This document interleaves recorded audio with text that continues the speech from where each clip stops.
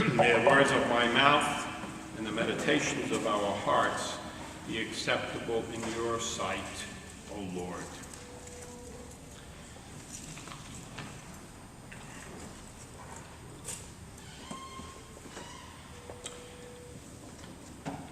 Everyone loves a winner.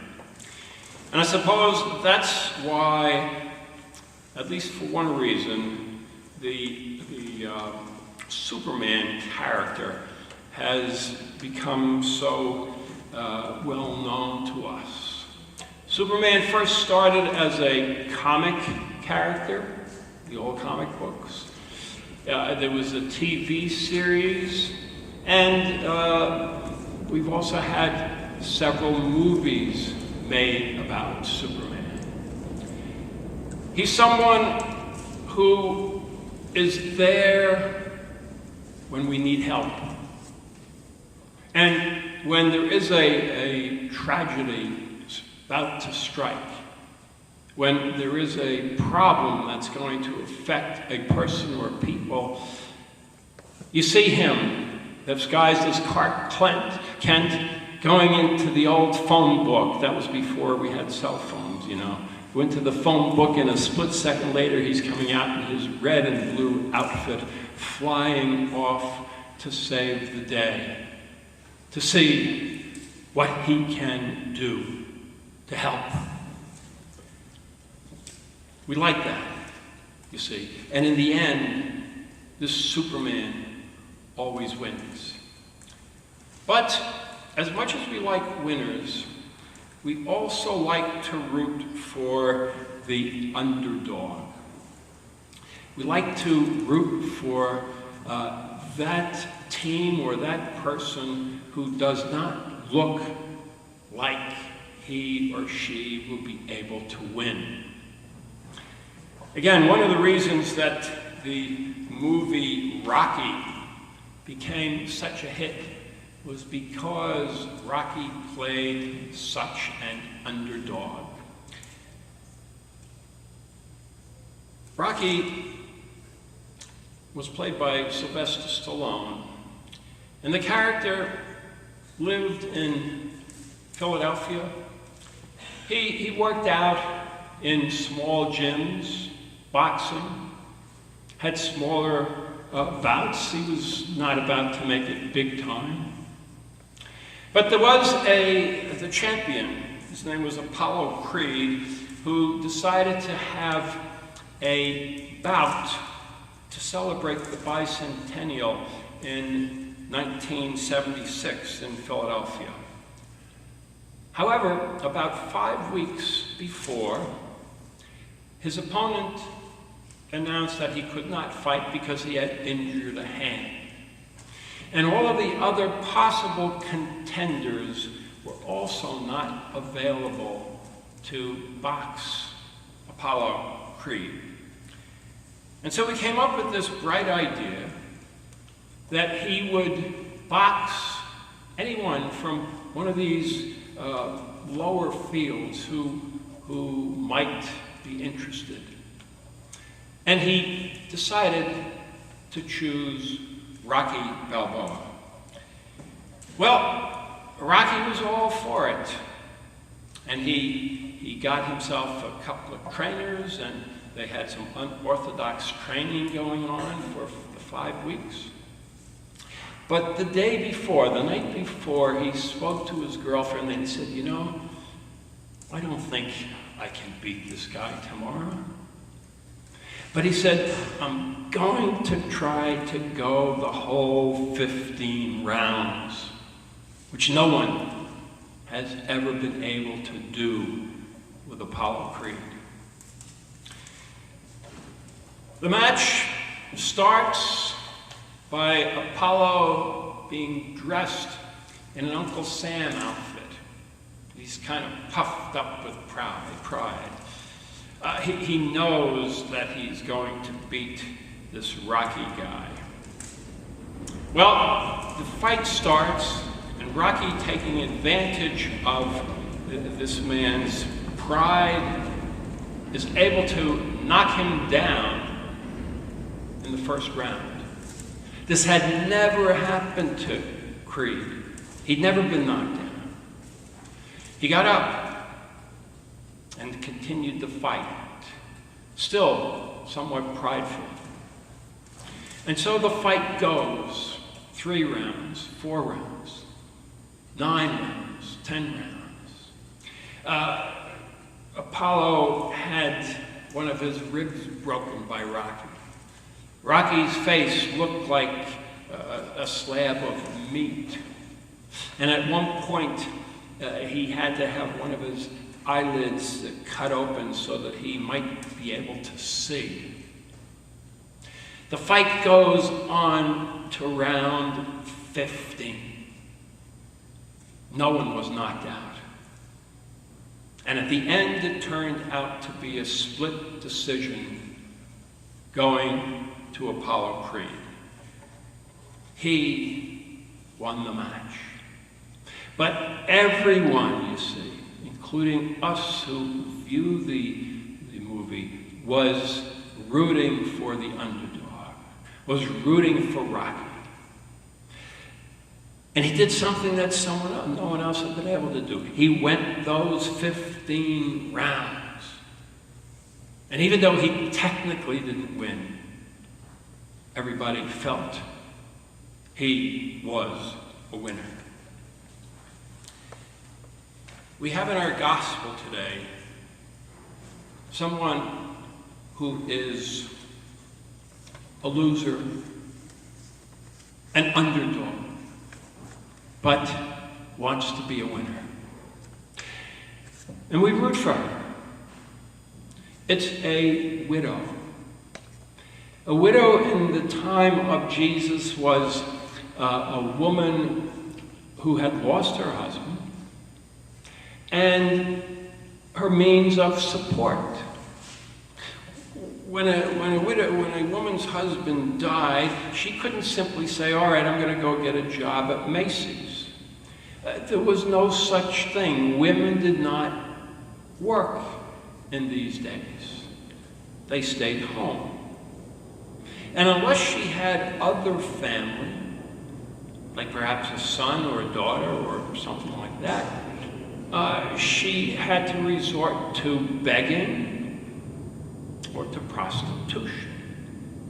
But this lady said to herself, no, I've got another option. And she has this opponent. And Jesus doesn't tell us what this is about.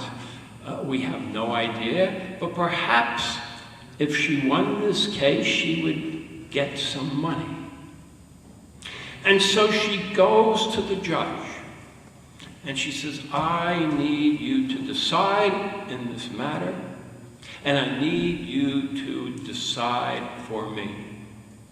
Because I am in the right. I know it. Well, the judge looks at whatever paperwork she has, and he says, forget it. There's nothing here to have me say you are the winner of this case. Just go home. Well, that doesn't satisfy the widow. And the next day she's knocking on his door again. You need to decide on this case for me. I have been wronged. I need you to justify me. He again asks her to leave. There's nothing I can do. You have no merits to win this case. The third day, she's back at his door again. And it's the same routine, you see. And every day she comes at his door, asking the same question, saying, you need to justify me. Here are the merits of the case. I should win this case. Well, finally, you see, this woman, this underdog, wins the case. But when we look at how she did it, we don't like it. Because she doesn't win legitimately. The judge says to himself, this woman is wearing me out.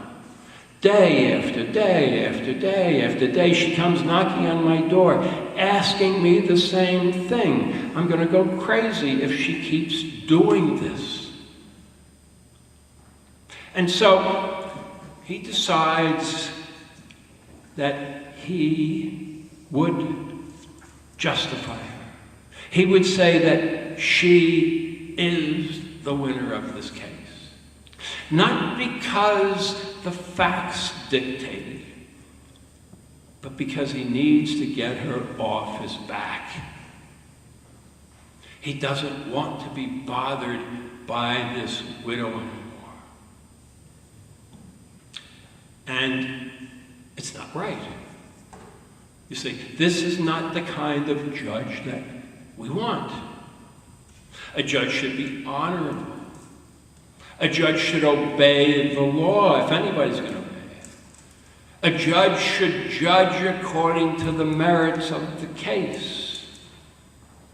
And in this particular situation, he does not. And then, surprises of surprises, Jesus says to them, "And will not God do the very same thing?" Jesus, is now comparing God to this judge, to this unjust judge. And that's offensive. Because if anybody is to be right, holy, following the law, it should be God himself. And yet, Jesus says God is like this unjust judge. The judge will not judge according to the merits of the case. And he says God does not judge us by the merits of our case. His people keep calling to him day after day after day to justify themselves. And he refuses because he knows they don't have a case. They're underdogs. We're all underdogs, you see.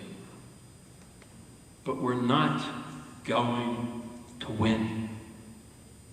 There is no merit. And so he needs to get rid of this constant badgering. And how does he do it? He does it through his Son. He does it through Jesus. He does it through his death and resurrection. St. Paul says, while we were yet sinners, Christ died for us so that we might be forgiven. Forgiveness is not legitimate, you see.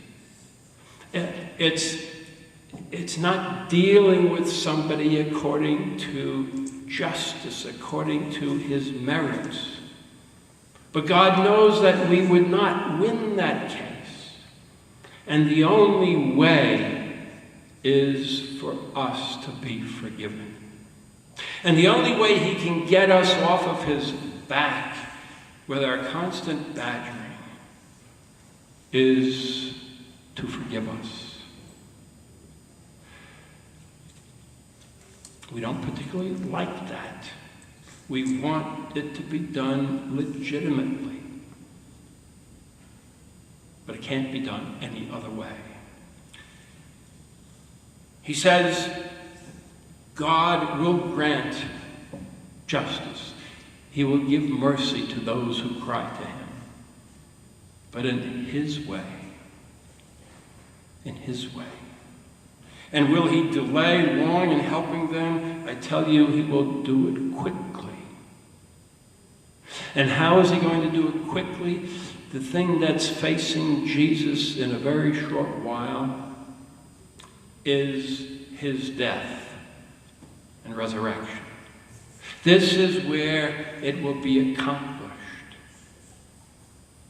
It's not something we fully understand, but yet, because of the resurrection, Jesus is the Messiah they've waited for 1,000 years.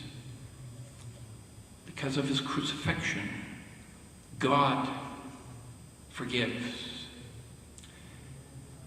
And so there it is. Do we want to believe it? It's not something we want to believe, you see. But yet, we have two choices. You see, we either believe the judgment that he's going to give us, or we believe the mercy that he's going to give us. In either case, we have to believe something. And the good news is that the mercy of God is present, and that's what we need to believe. That's the way we apprehend it. We say, yes, I trust what God has done in Christ Jesus. And yet he says at the end, will the Son of Man find faith on earth when he comes again? It's a rhetorical question. The answer is no, or certainly very little. Because, you see, we want to do it ourselves, but we can't. But this is the message that the church preaches. This is the only message that the church really has. There's nothing else. And if you hear the message of someone in the church preaching something else, it's not the gospel. It's not what God has in mind. The gospel is that Jesus Christ died for us so that he was raised from the dead. We too will be raised to have life with God because we are forgiven. We don't need to go clamoring after God day after day after day. He's done away with that. He no longer is in the judging business. He's in the mercy business. And it is here that we see the love of God in its fullest. Amen. The peace of God which passes all understanding, keep your hearts and your minds in Christ Jesus. Our next hymn is 807.